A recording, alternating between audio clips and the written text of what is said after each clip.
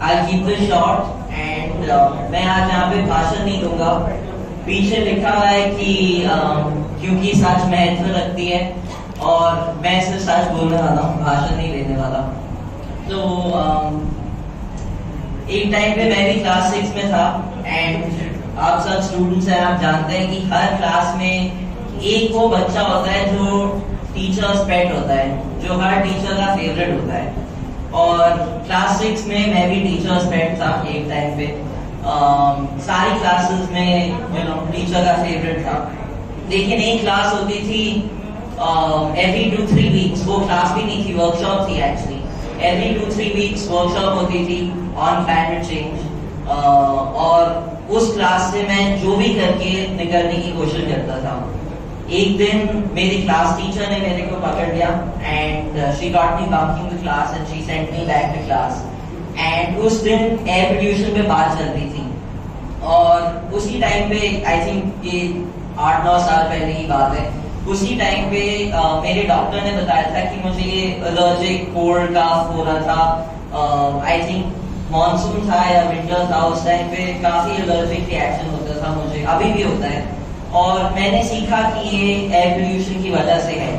And जब मुझे पता चला कि एयर पोल्यूशन और क्लाइमेट चेंज इंटर रिलेटेड है, तभी जाके मैंने सोचा कि okay, climate change is not something which I can just let go of, but it's something that I should do something about.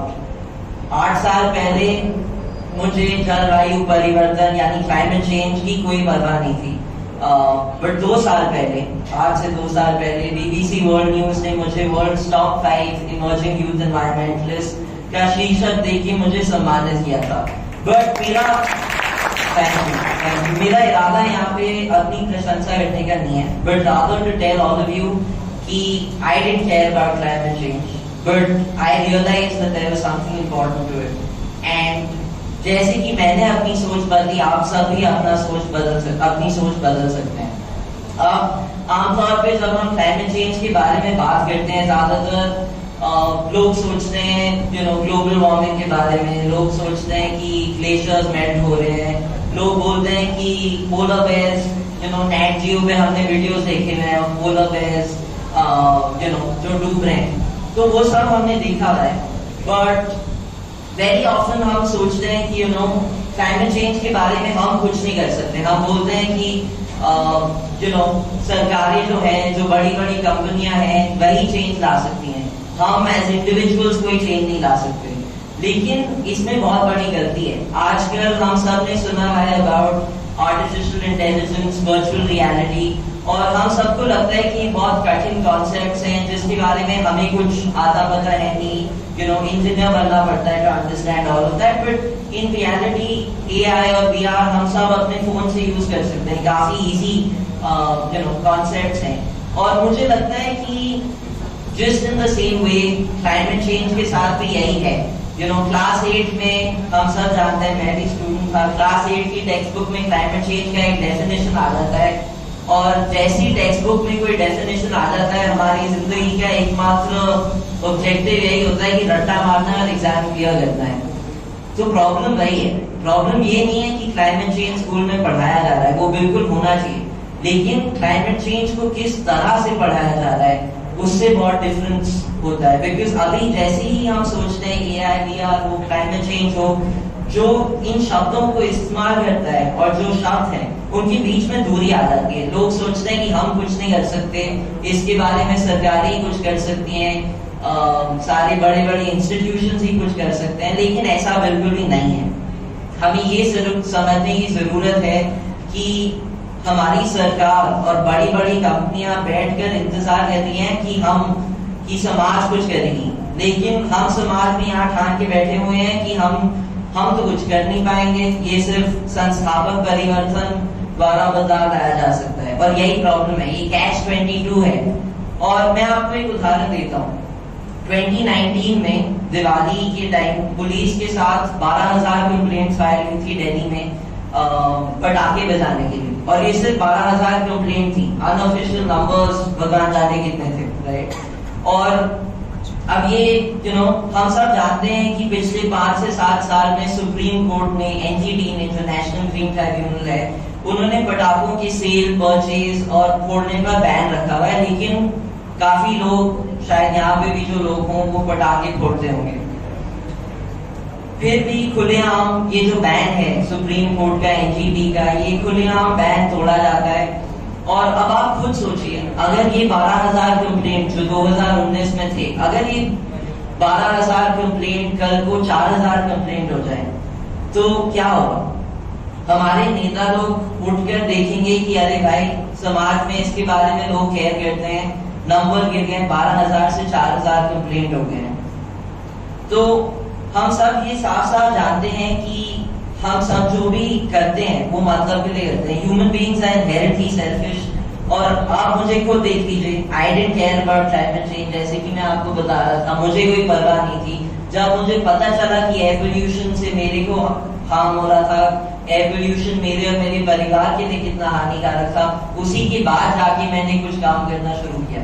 तो हम सब समझते हैं कि ह्यूमन बीइंग सेल्फिश हैं, लेकिन हमें ये भी समझना जरूरी है कि हमारे राजनेता भी ठीक ही इसी तरह है। वो सिर्फ उन चीजों पे बात करते हैं जिन पे उन्हें वोट मिल पाए, जिनसे उनका फायदा हो पाए।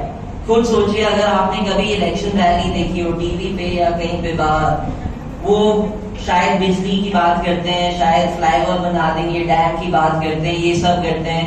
अगर हम भाग्यशाली हो तो वो महिला की सुरक्षा की बात करते हैं, अगर वो भी।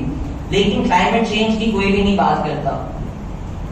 आप इंडिया की 2 लार्जेस्ट पॉलिटिकल पार्टीज को देख लो, चाहे बीजेपी हो या चाहे कांग्रेस हो, 2019 तक उनके इलेक्शन मैनिफेस्टो में क्लाइमेट चेंज का नाम निशान नहीं था।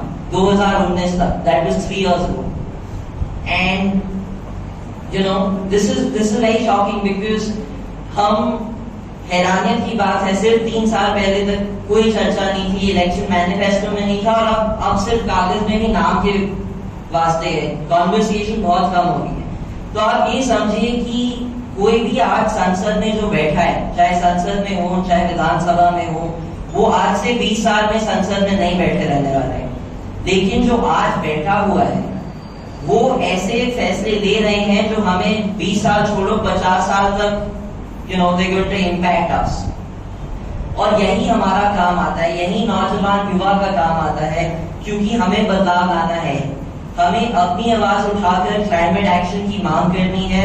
हमें संस्थापक बदलाव का इंतजार करने के बजाय खुद व्यवहारिक बदलाव लाना है, और मिसाल पेश करके सरकारों और बड़ी बड़ी कंपनियों से बदलाव लाना है। मैं एक एग्जाम्पल देता हूँ आपको।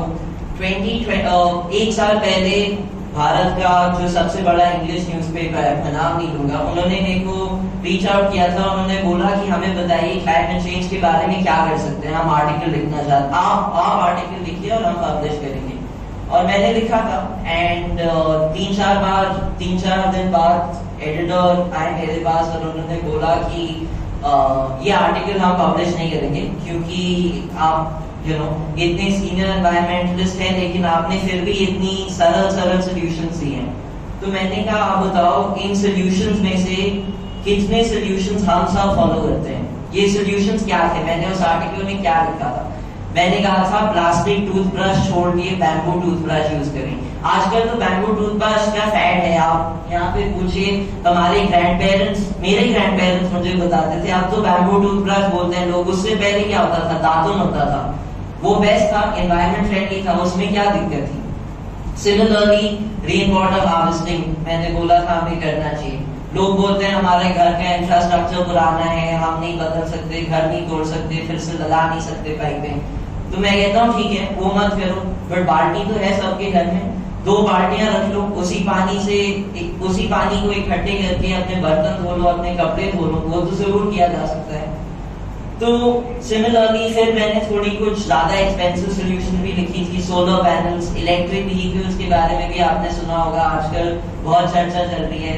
पब्लिक ट्रांसपोर्ट, अब सारी शहरों में गवर्नमेंट कोशिश कर रही है कि मेट्रो आए, जैसे कि दिल्ली में है, बेंगलोर में है, सब जगह कोशिश हो रही है कि मेट्रो आए, पब्लिक ट्रांसपोर्ट का इस्तेमाल बढ़ाया जाए। तो ये सब लिखा था और मैंने कहा था कि मैं नहीं बताऊंगा अपने सोल्यूशन, मैं साइंटिफिक सोल्यूशन भी लिख सकता हूँ, काफी कॉम्प्लिकेटेड सोल्यूशन भी हैं, बट अगर सिंपल सोल्यूशन जो हम अपने दिन डे टू डे लाइफ में इंप्लीमेंट कर सकते हैं वो नहीं कर रहे हैं, तो फिर कॉम्प्लिकेटेड सोल्यूशंस देने का क्या फायदा है। और हमें ये समझने की जरूरत है कि हमें सावन और मेरी तरह कोई 100 या 200 एनवायरमेंटलिस्ट नहीं चाहिए जो पूरी तरह से सस्टेनेबल लाइफस्टाइल रह रहे हो, नहीं, हमें चाहिए लाखों लाख लोग जो इम्परफेक्टली सस्टेनेबल लाइफस्टाइल रह रहे हो।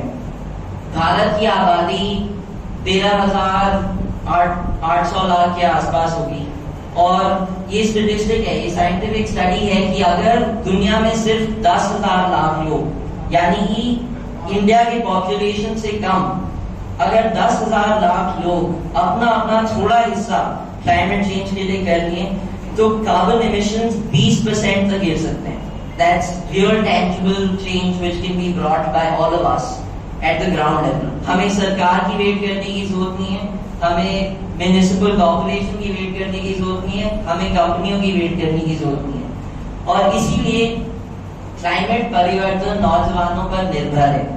हम ही हैं जिनको बदलाव लाना है, कांग्रेस हो या बीजेपी, हिंदू हो या मुस्लिम, हम नौजवान इन सब मामलों से बढ़कर प्रगति, विकास और काम से मतलब रखते हैं। हमें कोई डर नहीं है कि हमें किसी एक संगठन नामक as an organizational line toe करनी है। हमें ये नहीं है कि अच्छा स्कूल ने ये बोला है, हमारी कंपनी ने ये बोला है, म्युनिसिपल कॉर्पोरेशन ने ये बोला है, पॉलिटिशियंस को ये करना पड़ता है। हम नौजवान हैं, हमें इससे कोई मतलब नहीं है। हमारे जो दिमाग में है वो हमें बोलना चाहिए और वो करना चाहिए, खासकर क्लाइमेट चेंज की ओर। और यही शक्ति हमें क्लाइमेट परिवर्तन का सलूशन ढूंढने में मदद करेगी और यही रास्ता सामने हमें दिखाना है, अपने आप को, अपने आसपास रहने वालों को और अपने बड़े बुजुर्गों को। आपके समय देने के लिए थैंक यू, बहुत बहुत धन्यवाद। और कोई भी सवाल हो तो I am here only afterwards, you can ask me, आप इंस्टाग्राम पे रीच आउट कर सकते हैं। Thank you so much.